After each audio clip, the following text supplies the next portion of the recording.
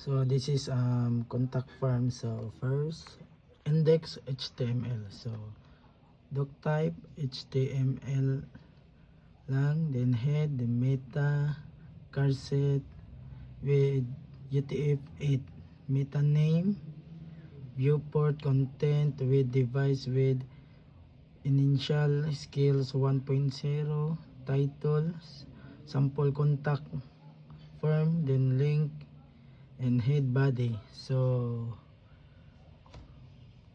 main class card. So this one, this is it's used for CSS styling, making form appear like a card. So H1, this is allows to JavaScript or CSS to targets the hiding. And the next one, this is it used for styling. So this one, so styling. So the next one, this is form. So form is collects user input and ID contact form, lets JavaScript identify form.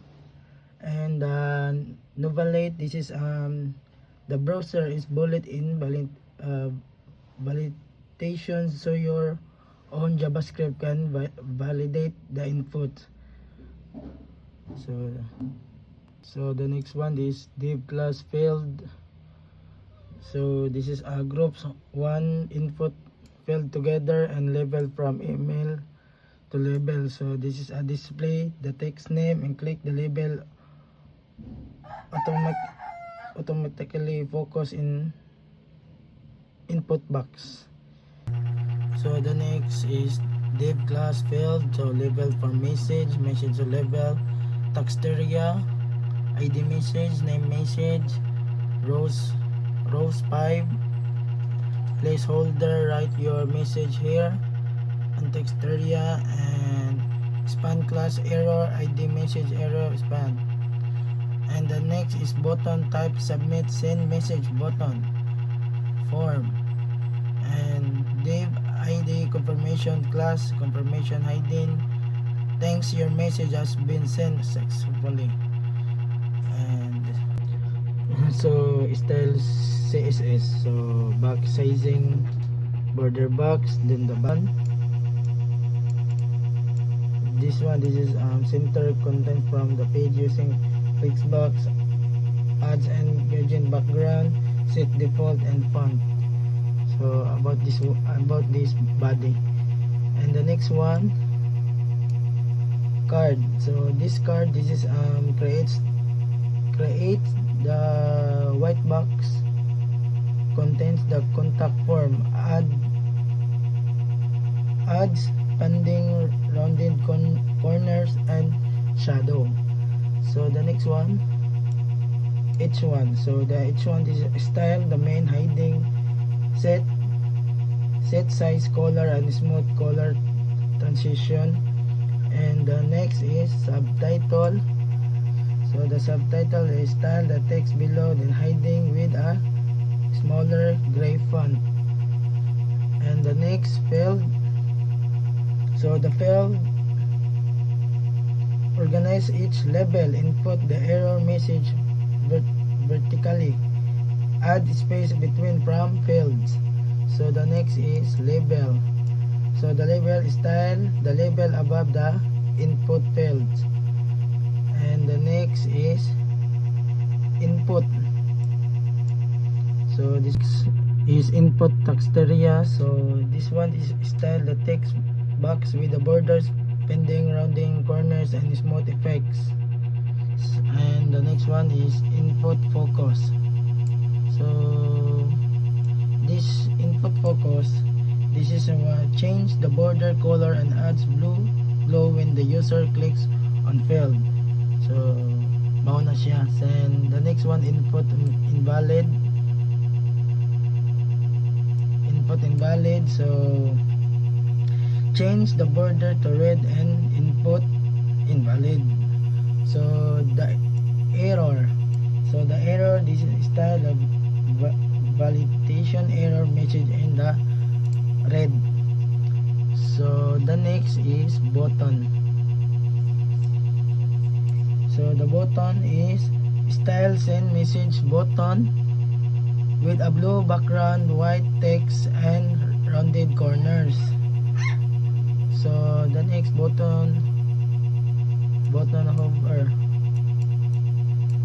So makes the button darker when the mouse moves over it.